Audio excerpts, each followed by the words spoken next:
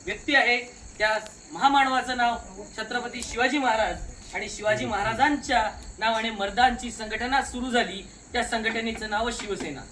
मराठी माणसाचे प्रश्न, मराठी माणसांच्या काही अडचणी आणि मराठी माणसांचा आवाज म्हणून मुंबईमध्ये धडकला आणि मुंबईच्या नावाने महाराष्ट्राच्या स्थापना झाली पाहिजे, मुंबई आमची टिकली पाहिजे हा आवाज निघाला। त्या वंदनीय बाळासाहेब ठाकरे यांना सुद्धा पहिले नतमस्तक होतो। आज तुमच्यापर्यंत मी आलो किंवा आम्ही आलो संजय भाऊ देशमुख यांचा प्रचार करण्यासाठी नव्हे। आम्हाला माहित आहे की तुमच्यातला प्रत्येक जण, प्रत्येक व्यक्ती एका गोष्टीने ग्रासलेला आहे, कारण अनेक आमदारांसाठी, अनेक मंत्र्यांसाठी ही लढाई अभिमानाची झालेली असून आपल्या या सर्व जनतेसाठी ही लढाई स्वाभिमानाची झालेली आहे। पण ही लढाई आपल्यासाठी स्वाभिमानाची का झाली याचा निरंतर विचार केला तेव्हा लक्षात येते की छत्रपती शिवाजी महाराजांना घडवणारी जिजाऊ जेव्हा असुरक्षित या महाराष्ट्रामध्ये आहे, त्यावेळेस या देशामधल्या प्रत्येक प्रत्येक शिवाजी घडवणाऱ्या जिजाऊंना आणि रमाईंना आणि आमच्या ज्या फुलेमाई आहे त्यांना एक विचार येतो की माझ्या शिकणारा मुलगा हा भविष्यात काय करणार।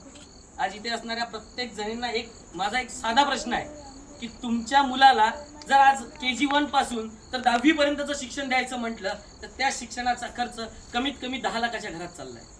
जर उच्चतम शिक्षण द्यायचा विचार केला तर त्या शिक्षणाचा खर्च 50 लाखाच्या घरात चाललाय। माझा आणि राजकारणाचा काही संबंध नाही, चूल आणि मूल एवढाच माझा संबंध आहे हे आज आपल्याला वाटतं। पण त्या चुलीला आणि त्या मुलाला जेव्हा आम्ही घडवतो, जडणघडण करतो, तेव्हा त्याचा कुठेतरी नकळत राजकारणासोबत संबंध येतो हे तुम्हाला आम्हाला चांगल्या पद्धतीने माहित असलं पाहिजे। आज तुमच्या मुलाचं शिक्षण, तुमच्या मुलाला काय करायचं आहे, त्याला नोकरी कुठे द्यायची आहे, ह्या सगळ्या गोष्टी राजकीय शक्ती घडवतात। आणि गेल्या काही दिवसापासून तुम्ही बघताय की अनेक गावामध्ये, अनेक एरियामध्ये वेगवेगळ्या ज्या गव्हर्नमेंटच्या शाळा होत्या त्या शाळा बंद करून प्रायव्हेट शाळा चालू करण्यात आल्या, प्रायव्हेट शिक्षण संस्था चालू करण्यात आल्या। आणि ह्या प्रायव्हेट शिक्षण संस्था, प्रायव्हेट शाळा हे आमच्या फक्त नोकरीवर घाला घालत नाही तर आमच्या लहान मुलांच्या भविष्यावर सुद्धा घाला घालतात, हे आम्ही लक्षात घेतलं पाहिजे। आज आमच्या मुलाला जर गव्हर्नमेंट किंवा सरकारी नोकरी लागायची असेल किंवा सरकारी शाळेत प्रवेश घ्यायचा असेल तर त्याच्यासाठी कॉम्पिटिशन एवढी झालेली आहे, कुठल्याच समाजाचा, कुठल्याच जातीचा माणूस ते भेदू शकत नाही। त्याच्या मागे कारण आहे, त्यासाठी आम्हाला शाळा बंद करणं गरजेचं नाही तर गव्हर्नमेंटच्या शाळा वाढवणं गरजेचं आहे हे या सरकारला सांगितलं पाहिजे। पण ही सरकार गव्हर्नमेंटच्या शाळा बंद करते आणि प्रायव्हेट शाळा चालू करते। प्रायव्हेट शाळा चालू करत असताना इंजिनिअरिंगला, डॉक्टरला, मेडिकलला ज्यावेळेस आमचं पोरगं आम्ही घालायचा विचार करतो त्यावेळेस त्या शाळेमध्ये आमच्यासारखा सामान्य माणूस पैसा भरू शकत नाही। आणि ज्यावेळेस तो भरू शकत नाही, ज्यावेळेस त्याचा वडील तिथं पैसे भरू शकत नाही आणि तो पोरगा कुठेतरी हिरमडतं तर नक्कीच तुमच्या इथे येणाऱ्या प्रत्येक चुलीजवळच्या माऊलीला कुठेतरी हृदयात पिळवट होते की माझा मुलगा शिकू शकत नाही। आपण सगळे शेतकऱ्यांच्याच निगडीत सगळे लोक आहोत।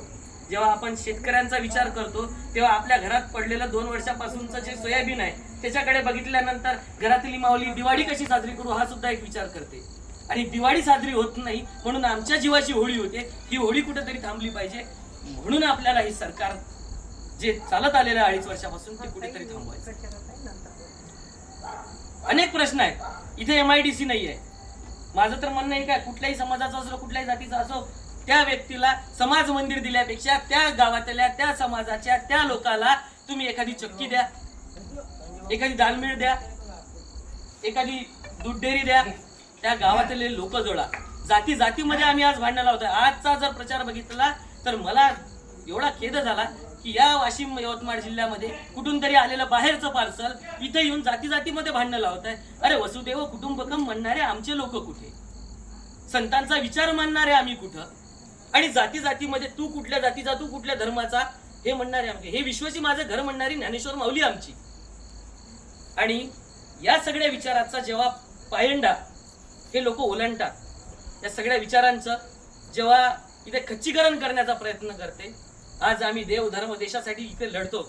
पण खरी परिस्थिती सांगतो, आज गेल्या 5 वर्षापासून महाराष्ट्रामध्ये मी फिरतोय, गेल्या 10 वर्षापासून महाराष्ट्रामध्ये मी फिरतोय, हिंदूंच्या प्रत्येक मंदिरावर, हिंदूंचं सरकार म्हणून तुम्ही बोलताय ना, मग हिंदूंच्या प्रत्येक मंदिरावर नाव घेऊन सांगू शकतो, तुम्ही जर तिथे दर्शनाला गेले तर सर्वात पहिले त्या गावाच्या